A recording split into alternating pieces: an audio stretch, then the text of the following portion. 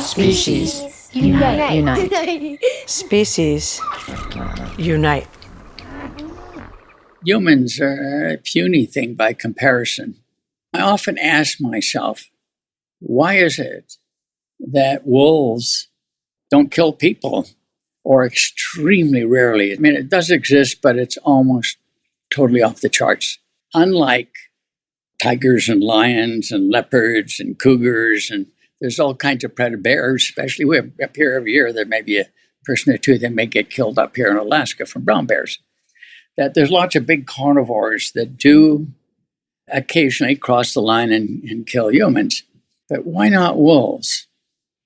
And if you look at these different predators, it has a lot to do, I think, with how they're raised.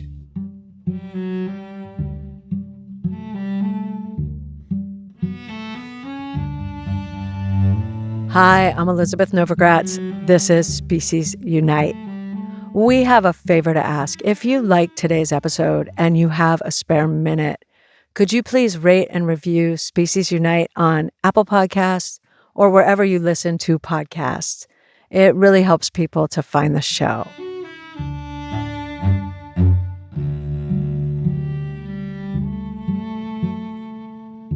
This conversation is with Dr. Paul Joslin. Paul is a wildlife biologist who has spent decades with wolves and other predators all over the world. And in my quest to understand the wolf hatred that seems to permeate the United States, especially Montana, Idaho, and Wyoming, where we're slaughtering all the wolves. But really, it's all over the planet. People just hate wolves. So I asked Paul to come on the show to give his 2 cents as to why so many of us fear and hate an animal that does almost zero harm to us.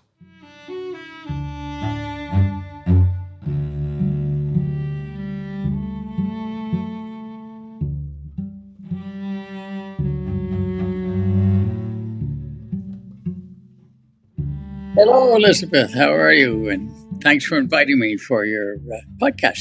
Thank you, Paul. How are you? Well, doing fine. It's not often I get to talk these days about wolves, so here I am. I have talked to quite a few people about wolves because I'm just so devastated of what we are doing, what we've always done and are doing, especially in the U.S. Like, it's such insane levels what we're doing to wolves. And you are the first person I have talked to who has worked with wolves since the 60s. Most people I've talked to, and they consider themselves old timers in the wolf world, they started in the 90s when wolves were reintroduced. I've had the good fortune to literally have spent several decades either involved with wolf research or associated with various conservation leading kind of projects. The beginning, I was a second-year student at University of British Columbia, and I had heard that there's this fellow, Dr. Douglas Pinmont, out in Ontario. He headed the research program on wolves for Ontario, that he was looking for a couple of assistants to assist him. So I wrote him a letter, and as luck would have it, I was, one of the students that he hired. And what he said was that he'd like us to begin to help and try to understand what wolves did in the summertime. Much was known by people flying with airplanes in winter over snow-covered lands and whatever, but not much was known about what wolves did, particularly in forests in the summertime. And in those days, radio tracking was just in its infancy, but he'd come up with another idea that he had some captive wolves that he'd played some recordings to and discovered they would answer back. And it dawned on him that maybe this could be used as a field technique. Why not go out and howl for wolves, as it were? And he devised 2 projects in Algonquin Park in Ontario. It's a 3,000 square mile park with about 100 wolves in it. He came up with 2 projects. He thought that he'd have one of us, John Theberge, to go out in the wilderness, and he'd give him an assistant and canoe over 1,000 square miles and just hunt for wolves and find out how many packs he could find in 1,000 square miles. My part, he thought, well, I want you to find one wolf pack and try to stick with it. That's your job. You got to go out, make a connection with wolves and see if you can stay with them for the summer. He had provided us with what was called a Call of the Wild unit. It's a record player that he'd recorded his own captive wolves on, and a big metal loudspeaker, and a giant-sized battery that ran all this stuff. You carried that in your backpack and set off. And the idea was about every mile or so, set up your equipment, blast a couple of times, and see if you might be lucky enough to hear wolves. And just do this over and over and over again. After finding wolves and discovering, hey, you can follow them this way, not only can you follow them, we discovered that after they leave the den, taking their pups with them, they'll take and park their pups, a mile or just a few miles away to another spot and just leave them there while they hunt out from there. So you could set up your tent literally within a few hundred yards where the wolves were and howl back and forth, get to know who's home tonight and who isn't. When they would up and move, I would go in and check it all out. And in the process, discovered that, hey, all this malarkey about the big bad wolf is just that. It's malarkey. By the end of the first summer, I had 15% better success howling myself than I did using the recording, which weighed a ton and a lot of equipment. Not that us humans can howl better than a wolf, because these were recordings of them. I think there are two factors going on. One is that they were Doug's captive pack, so that's a whole pack of wolves. And wolves are territorial. And, imagine you're maybe a single wolf moving around and you hear a whole pack of wolves. I don't know if I want to respond back. It's a little risky from their perspective. The other is that our hearing range at night, we'll hear wolves about a mile away, max normally, somewhere in that range. When you blast a recording over a loudspeaker, you may be triggering wolves maybe up to 4 miles away. I mean, their hearing is much better than ours. And for wolves, howling is a real big emotional outlet. And then it's like discharging a battery. And it might take half an hour or an hour before they're ready to go again. Well, by using these recordings, it may be that you got the wolves to howl, didn't hear them, they were too far away. By the time at your next stop, a mile or so down or 2 miles down the road, and you blast it again, the wolves, hey, I've already howled, I'm not howling again for an hour or so. So don't answer you back. Whereas human howling, ours is not, but a mile is about as much range you're going to be able to howl for, as it were, and hear, so that you're hearing the wolves in that range. Anyway, I did this for many summers. So you were all by yourself in the middle of the wilderness. Correct. With wolves and bears and other predators, right? Was this scary? I mean, it must have been kind of scary. Starting off, having never worked with wolves before, to be sure, it was scary, but you got kind of used to it. Periodically, I might get checked out by the wolves. If I sat at my camp very close to where they were, I'd take the loudspeaker and aim it the other way out the tent.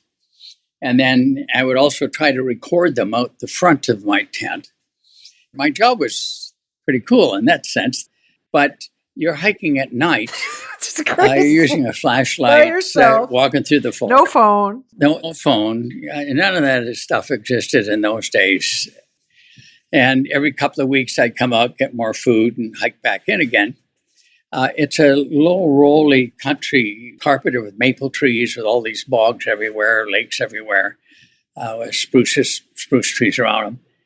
And lots of them not on the map. That was the other thing. And the way you got around, you're dependent on your map and your compass. I mean, I come to live around that compass and learn that the compass is right a lot more than I am.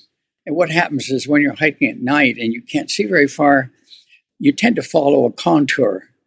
And so if you're on a slight hillside and it's just slightly bending around, you're actually slowly bending around. You think you're going a straight line, but you're actually curving slowly, whatever. So you can end up going lots of different directions. So you come to rely on a lot on your compass to tell you what direction to go. And using a compass, if you don't have trails, and initially there were no trails in this area, that was the other problem. There was a trail to get into it, but no trail beyond that. You had to build some trails. You're using game trails or whatever that you can actually use as trails. But I'd take tin lids with phosphorescent paint that I'd put on tin lids and tack these up on the trees. And I have as much as 10 miles worth of these trails that were built, trying to keep track of these wolves. And they moved around quite a bit. It was a bit tough because it was a large pack.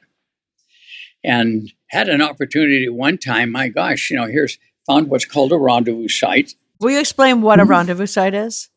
A rendezvous site, essentially, they'll go to the edges of a spruce bog, a small, very small lake, and park their pups there. They're surrounded by these conifer trees. There'll be lots of adult beds under the various trees around it.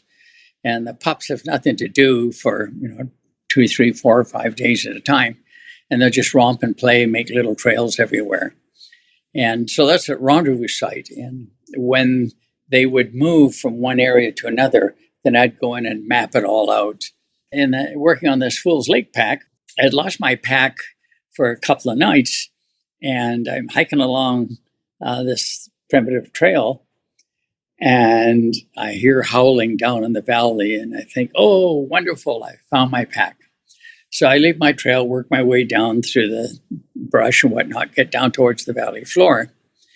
And usually wolves, when they answer back, you get a couple of howling sessions of answering back, and that might be it. It's like their batteries have discharged. But in this case, boy, are they ever cooperating. So almost every time I call, I'm getting them howling back. And so I'm absolutely delighted because I've got lots of compass bearings. I've figured out exactly, I think, whether you are on the map near to some creek. So as I get down this valley floor, I'm still a long ways from the creek. It's just I figured out where they are, so I'll be able to, maybe set up a tent and so on. Well, I hear crash, crash, crash. And normally what happens, if you've maybe accidentally held someplace and you're too close to wolves, yeah, they'll check you out. Normally they just answer back. In this case, I wasn't too close, but normally what happens is that, it's like a strange wolf in the area. They'll come check it out, and they come running like a bunch of dogs. They're not quiet about it at all. When they arrive on the scene, it's like they realize something's all haywire here. Normally what happens is you'll hear them shuffling around, sometimes quite close, because it goes real quiet. I mean, the moment they discover something's really wrong here, and they shuffle around, they get downwind of you, and they're out of there. They're gone. Don't want anything to do with you. That's the normal behavior. But in this one instant, this one wolf started to, it came about 100 yards or so away, and it started moving back and forth, and it was growling and barking. And growling and barking in wolves is an extreme threat. They'll do it like a bear, get around their rendezvous site or something. It's rare that wolves get into this barking, but when they do, it's very distinct. Sounds like a big dog barking, basically. And I thought, God, this hasn't happened before. Now what do I do? Oh my God. And so I slowly backed up from tree to tree to tree. So I'm working my way up the hill. And he carried on for 20 minutes and a half hour. He just went on and on and on with his barking and growling as I'm getting very, very far away from him. Well, he just kept this up. So I thought, man, I wasn't expecting this. I'm coming back here tomorrow to work on the wolves. And what happens now if I'm starting to have trouble with wolves? You were really brave, that you went back. And I think for all of us, there's a degree of discomfort moving around an area you can't see too well, where you start to really become familiar with sounds around you. I went back with an axe. I went to where all the cross bearings were, and the wolves had scarfed up a deer, and it was just totally gone. There's a dozen wolves, and they had left. I think it's simply they'd eaten it all, and they're gone. I went back the next night and covered my whole 10 miles of trail. Couldn't find them. I'm at the stage where I'm practically talking to myself. I come out once a week or two and get food, and the rest I'm back in. And now I've been threatened by a wolf. From there on, I always had an assistant working with me. The reality, of course, it's like, no, I'm not going to get much by wolf. I'm not going to get much by bear. What is likely to happen in a true wilderness, as this was, is that you fall and break a leg, something serious happens to you. They would find after a week or two, if I haven't come out, to be sure, wolves are very capable animals. In parts of the range, they would live on bison. They would live on moose. I mean, these are staggeringly large animals that they're quite capable as a pack to hold down very large animals.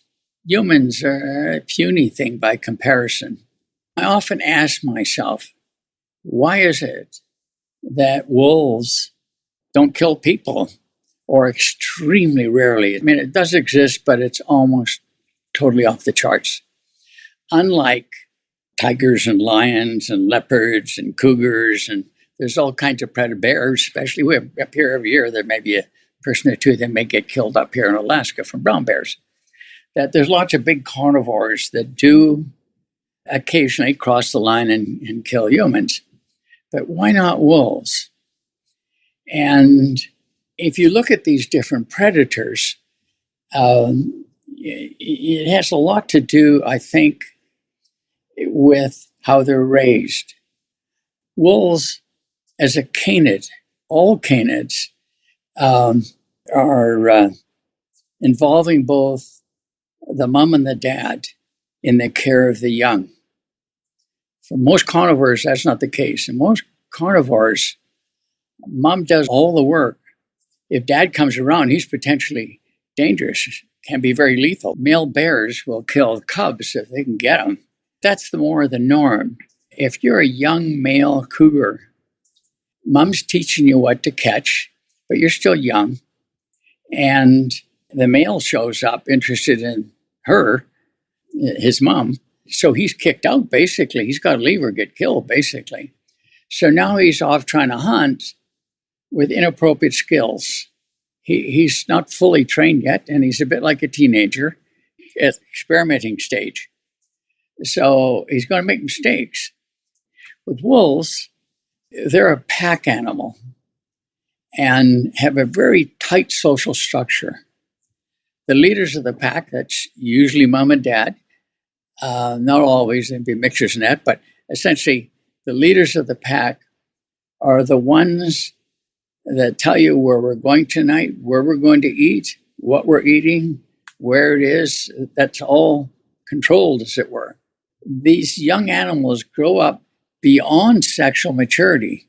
So you've passed your imprinting stage of experimentation. You're now a firm adult, and you've been taught, hey, our diet is eating whatever it is, deer, moose, whatever it is that's on the normal diet, elk, caribou. These are the things that we show you where to go, what to do night after night after night. And kind of like ourselves, once you've become entrenched as to what you eat and you're an adult, you're much less likely to experiment. So when you encounter somebody like a human, oh my God, now what? That because it's not on the menu, and you're not about to start testing. Plus, canids in general are a little on the shy side. They often scavenge if they get a chance to. The interesting thing is that in this hierarchy, it's like the top male and female get to breed. And the whole group, which is very unusual for a carnivore, the whole group feeds, will bring food home in their stomachs, barf it up for the pups. This is a very unusual thing for a carnivore to do, to have the whole group of your assemblage. I think that's my best explanation as to why wolves don't eat people. in there, I mean, they don't go out killing a bunch of people or something like that, or not even this series of rare encounters like you do with bears and cougars and leopards. Not even at that level. It's like almost Zippo. The crazy thing about it is they don't eat people, yet they're the one carnivore that is pretty much hated, globally. Oh, I know. And there's so many other carnivores that have caused a lot of damage to humans. If you think of the contrast, the teddy bear, the nice cuddly teddy bears, I am much more nervous, and I think with good reason, about teddy bears.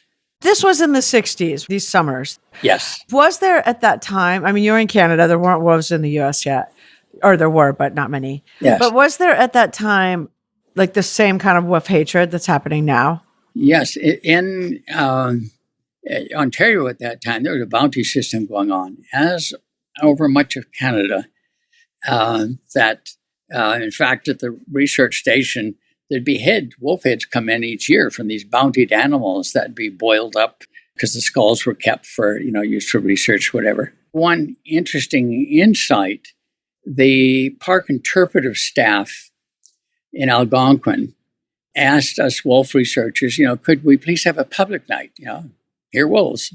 Because they kept after us, which was the right thing to do in terms of get people involved.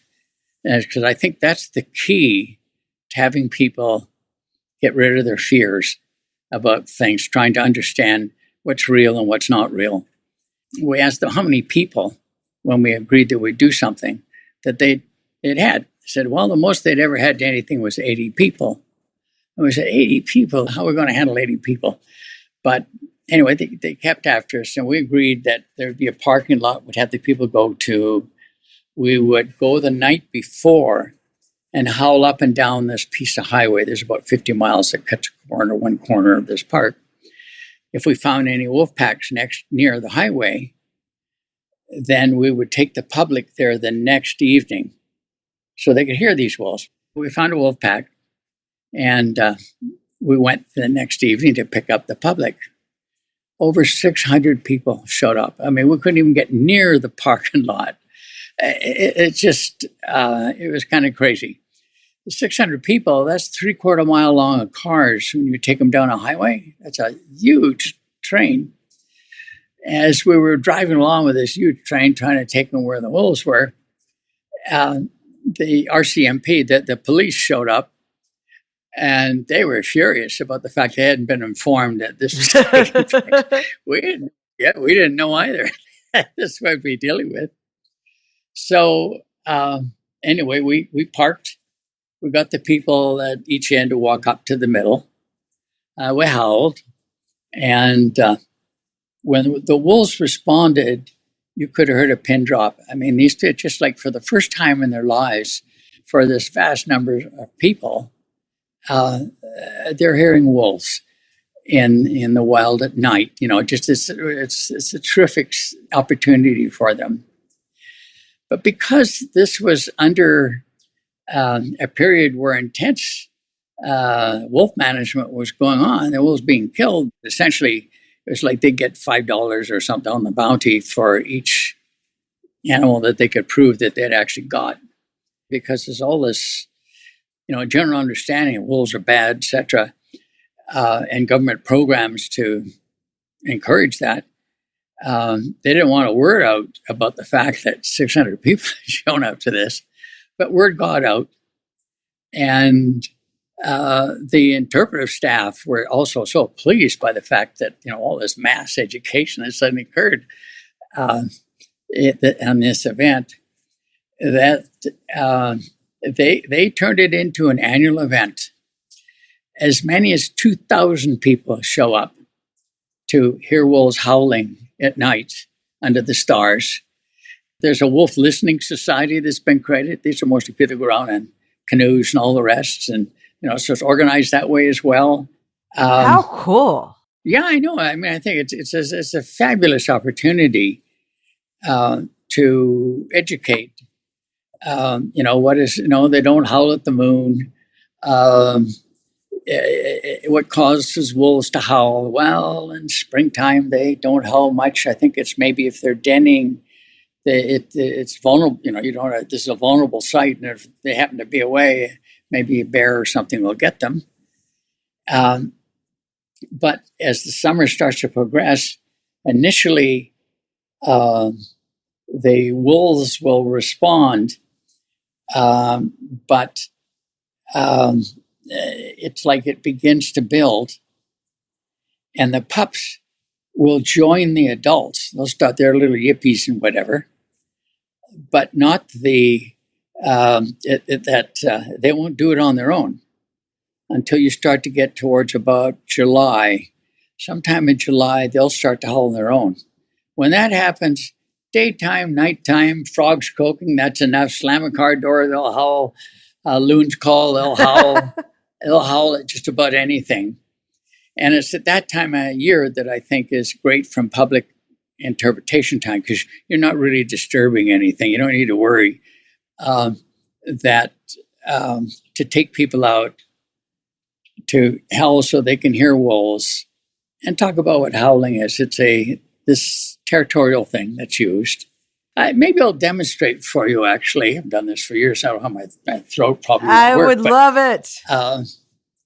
I'll demonstrate a wolf howl, but I'm going to compare it for you with a coyote. That we would hear a lot of coyotes. And coyotes, just their yippee type of thing, it's really almost impossible to tell that from wolf pups. So you want to remove, it's like you may hear what you hope are wolves, but in fact are coyotes. And we'll try to demonstrate. It's going to be loud also. That's maybe okay. I'll do it facing away or something. Kind of wimpy there. It's been a long time.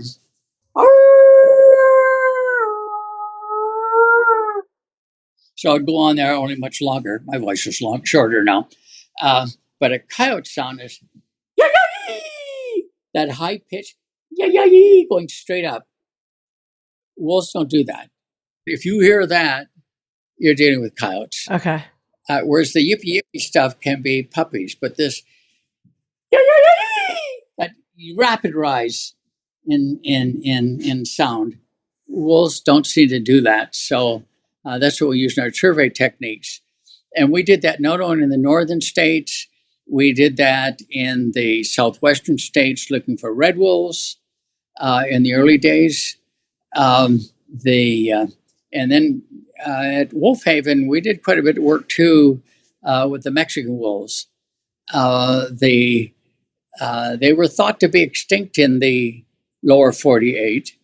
But we worked with the agencies, trained up a bunch for the howling and all the rest of it, and volunteer groups as well, and work around the very southern borders in hope that maybe there's some pretty wild country that we might turn up wolves. We ran into some wolf hybrid issues. That's a separate thing. It's a real pain in the neck for Fish and Wildlife, where people sometimes will try releasing their pet hybrid that didn't work out for them as these animals mature and they can't handle them. That's great. Paul, thank you so much. This was incredible to hear these stories and to hear about your life and to hear about your crazy first couple summers in the dark. Well, let's hope that more of a conservation ethic can be acquired. Part of the reason I got involved in endangered species was because with carnivores, over half of all recently extinct mammals are predators. And when you think of it, it makes sense. They're the apex, they're at the very top in terms of there's not many of them to start with. The idea that wolves, not just you have to worry about them eating people, are going to wipe out all the prey. No, the way nature's developed itself, it's like it has to be a win-win. If it's not a win-win, it's not going to work. So through combinations of wolves having territories and all the rest of it, I mean, essentially what you're doing, you're tending to take the sick and the weak. The weak can be calves, but you're taking the surplus, so to speak, as it were. And in that sense, you prevent, from a predator standpoint, you're actually preventing overgrazing, overbrowsing. I mean, there's quite a strong dynamic between how nature's evolved all this to the benefit of both. It's not a perfect world. Things go wrong from time to time. But this idea that the predators are out there to scarf everything up is very, very wrong. That's it's all part of how nature works, and we need to be respectful of that. Let's hope it changes, Paul. I hope so. Well, thank you. Well, thank you for the opportunity to be a part of your podcast.